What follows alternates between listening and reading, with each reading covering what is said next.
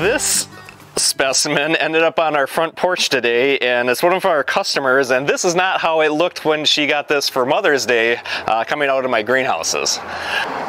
So I really have my work cut out for me with this hanging basket, and just to let you know, I was having a conversation with her, and she said, oh, my hanging basket just looks terrible, and he was, the husband was kind of laughing. He's like, yeah, but this is the furthest that we've made it, this far in the season, so this has only been 2 months, and it just, this thing looks pretty bad. So this is typical of what happens when people are asking me. It just gets the lack of care, and that's what this is it's not getting the care that it needs. Is mostly in the watering, and my guess is it's going way too dry.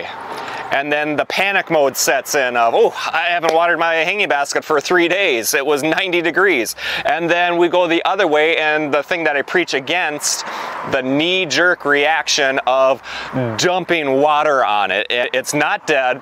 It's been horribly tortured, and it's just a lack of care. That's what it is. For so many people, their hanging baskets, their plants and flowers are the last thing on their mind, and that's why it shows. About a month later, and there's just a total transformation with this hanging basket, and it's still growing and it's still filling in, and it has a little ways to go, and I'm glad we've got some summer left, and we will continue to use this process. Now, what did I do to really get this hanging basket from the brink of death to coming back and looking good and having that potential for the rest of the summer? So what I did is we had to get this hanging basket dried down. It was really wet. So it came into my greenhouse in here, and it gets pretty warm here during the day. When that sun is out, it's easily 110 degrees plus. So that did help to dry down that soil that was a little too soggy. And what we thought was wrong with what this person was doing was they were going from one extreme to the other with their watering. So it would go way too dry, and then they would water it way too heavily. And it's something that we talk about a lot, is that knee-jerk reaction of you walk up to your hanging basket, you forgot about it, and you can just tell it's real spindly, and you can see that moisture is not there.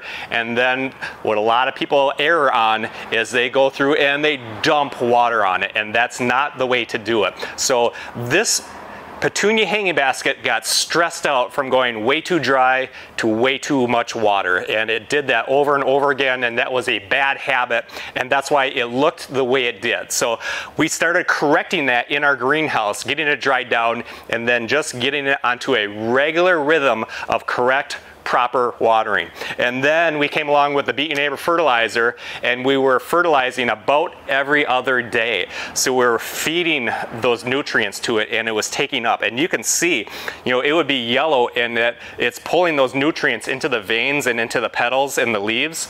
And you can see when the Beat Your Neighbor fertilizer is working, it's really, that foliage is really starting to turn a nice dark green. So like I said, this still has some ways to go, but it looks completely different than when it was dropped off on our doorstep.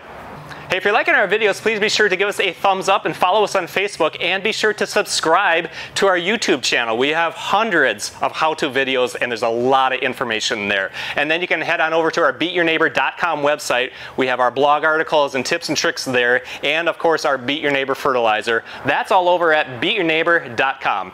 Thanks for watching. Have a great day.